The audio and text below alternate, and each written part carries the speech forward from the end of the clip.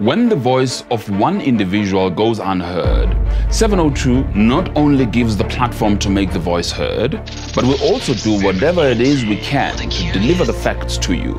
And that's exactly what our formidable team of presenters did to help Denise Ganas when Momentum refused to pay her husband's life policy payout. In March of 2017, Nathan Ganas was shot dead in his driveway in front of his wife Denise. This is Eyewitness News. Momentum refused to pay out Denise's life policy claim because they say Nathan never disclosed his high blood sugar levels. Denise's argument was that her husband died from gunshot wounds, not high blood sugar levels. The insurance ombud turned down Denise's appeal twice. The story broke in the Saturday Star on Saturday the 17th of November 2018, and we ran with the story on Monday morning. Here's what happened.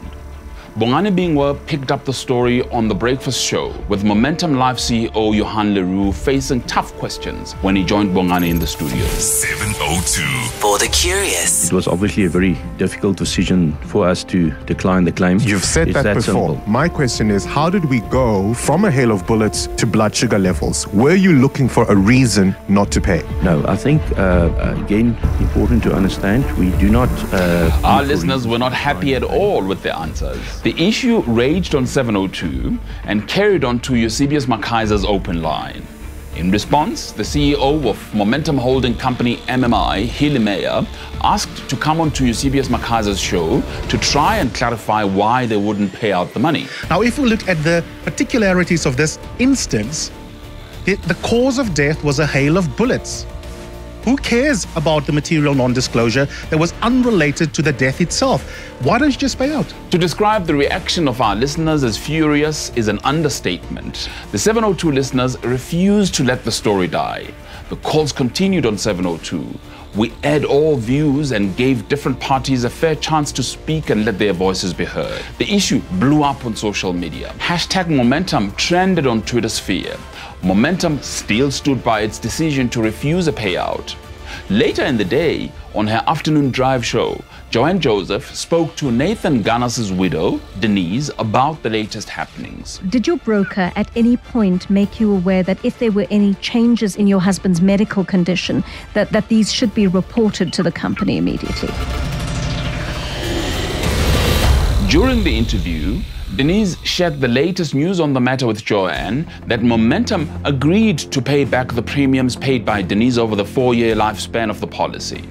But they were standing firm on their refusal to pay out the life cover. And then on the Money Show, National Treasury Deputy Director General Ismail Mamoniat called Bruce Whitfield, asking to come on the show. We want to outlaw that kind of approach where a company looks for an excuse not to pay out and then has the nerve to pay back premiums after there's a public outcry. I think it's quite unacceptable. Ismail Mamoniat, thank you very much. National Treasury Deputy Director General, a man who makes insurance executives quiver in their boots. I've seen it myself. 24 hours later, Momentum buckled under the huge public pressure. The CEO of Momentum Life, Johan Leroux, asked to come back on 702 with Bruce Whitfield to come into the studio to say what they were going to do. We needed to create a solution for this dilemma. So we can't pay the claim as discussed previously to Mrs. Ganas, but really tasked our product guys, working really hard the last 2 days to develop a new solution that we can now actually, also add, to existing clients, and we'll also add retrospectively to clients that did pass away in a violent crime event where the life cover, for example, was reduced to medical non-disclosure.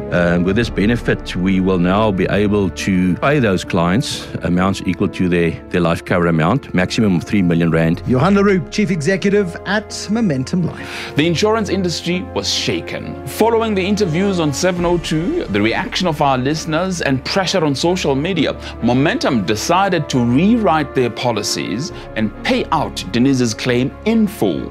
They also said they will be contacting other clients who might have been affected by the same conditions.